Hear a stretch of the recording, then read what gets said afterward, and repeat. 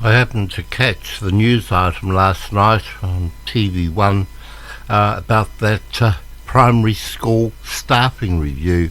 Who saw it? Where all those teachers were in that room where they're saying that the education system, particularly for the primary schools, were broken. Well, whose fault was that? It was the government's fault, was it? Oh, no, it was the minister's fault. Oh, no, of course it wasn't. No, of course it wasn't. It was the Ministry of Education that was at fault. Oh, of course it was.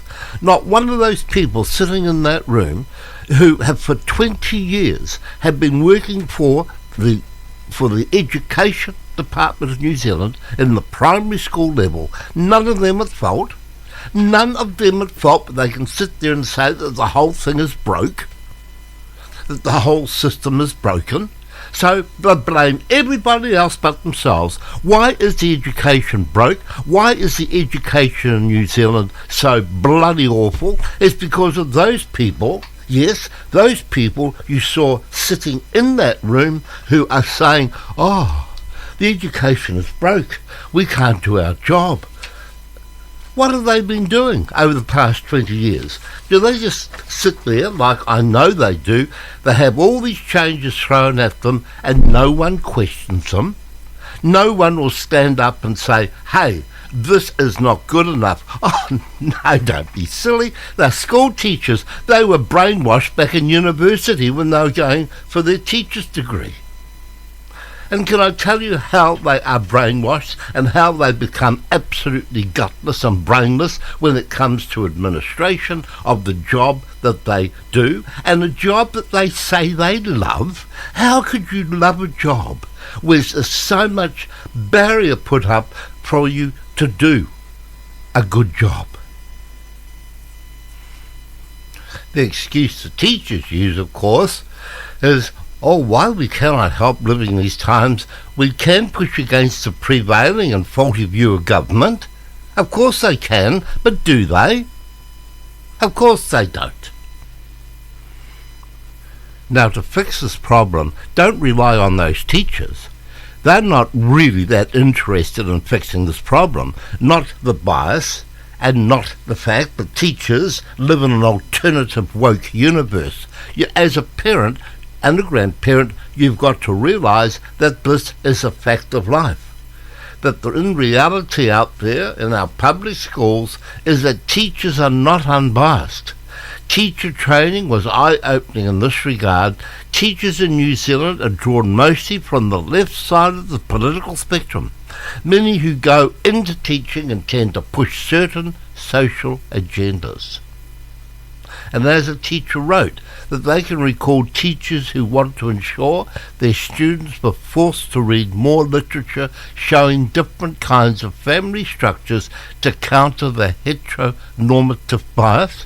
One teacher, who is known by this group that I'm referring to, when being trained on sexuality education, asked, what if you think that it is the parents' job to teach this sort of thing to the children? The reply of the lecturer, and don't be a teacher. That is the arrogance, that is the stupidity, that is how misguided even the lecturers are in this dreadful, and I still say it's not a profession. It is a straight out group of people, a large group of people, starting from children as soon as they get anywhere near organised schooling, is that they are not there to educate, they're there to indoctrinate. And who can actually stop this from happening? Because obviously when you look at those people sitting in that room who believe, oh, not our fault, no, not our fault, that the school system has fallen apart and children are being misguided and misled and misdirected. Oh, we're not doing that.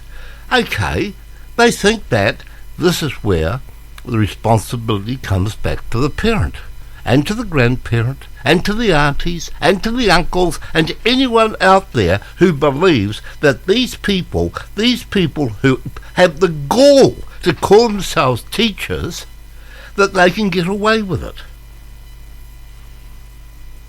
Now, just one thing to consider.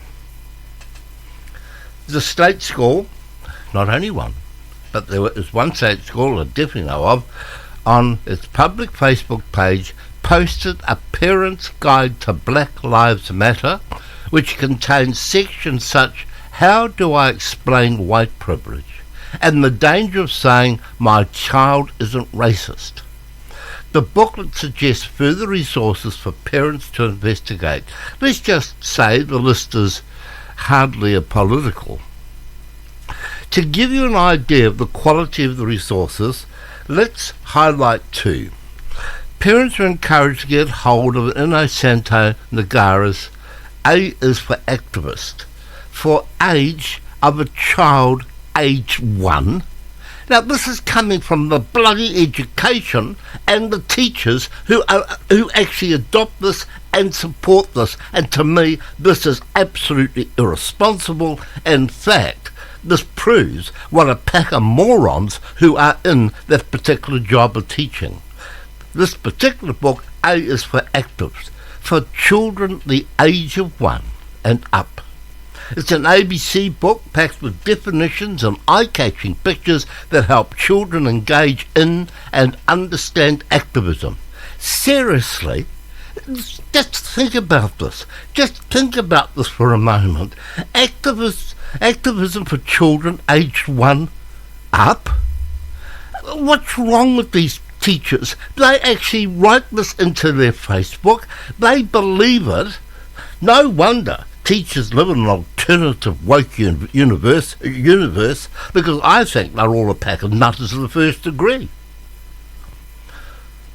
And then they have for the older kids, Reno Edo Lodges, Why I'm No Longer Talking to White People About Race is another recommendation. Doesn't that sound like a wonderful book to help unite people? For goodness sake, the teachers wouldn't know how to unite anything. This is a dreadful situation we have in the teaching job. It's not a profession, job right around the world at the moment, because you know why? These lefties have moved in and taken over the education of our children. So it's up to the parents, the grandparents, to really keep an eye on this and go down and hammer the school teacher. Go down and hammer a principal. Well, is it worth hammering a principal? Because at the meetings yesterday, when they were talking about how the education system, particularly at the primary level, was broke, the headmasters were saying that they couldn't act as good managers under all the policies that have been put on. Well, who allowed all that to happen? Who allowed all these crazy bloody policies to be put on the managers of the school that they can't manage correctly? Well, they're the ones that allowed it.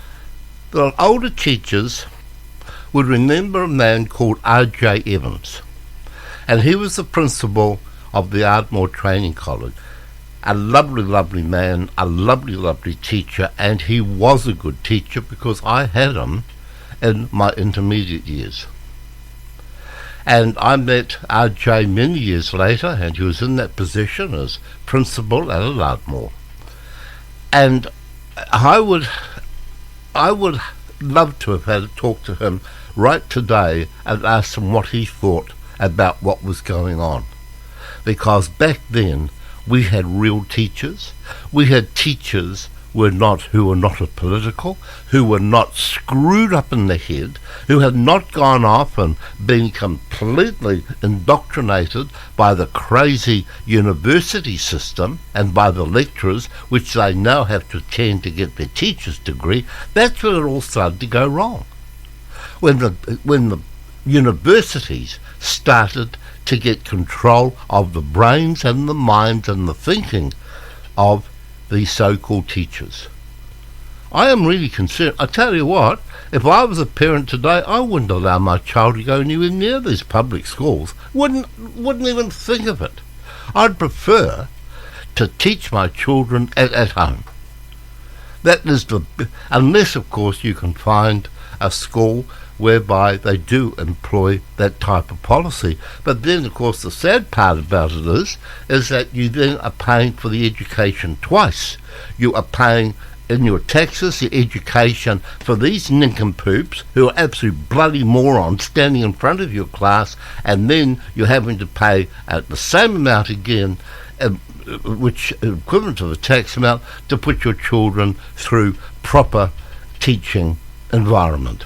And when you have teachers who are promoting veganism, this shows you how sick they have become, how inappropriate these people have become to stand in a classroom, in front of a class of children, when these teachers are promoting veganism for the good of the environment and telling their students why a particular left-wing party is the one they should support. Tell you what, if I had a child in New Zealand, I haven't, thank goodness, but if I had a child in a New Zealand school, that school, I would be hammering them so hard they wouldn't even know what day it was, because I think they are irresponsible. I think they are so misguided, and I believe they are training our young children to become Marxists and lefties. And if these type of people continue to stand in front of our classrooms from primary right up to university, all they're doing is that they're turning out young minds that are more or less and close to being unemployable.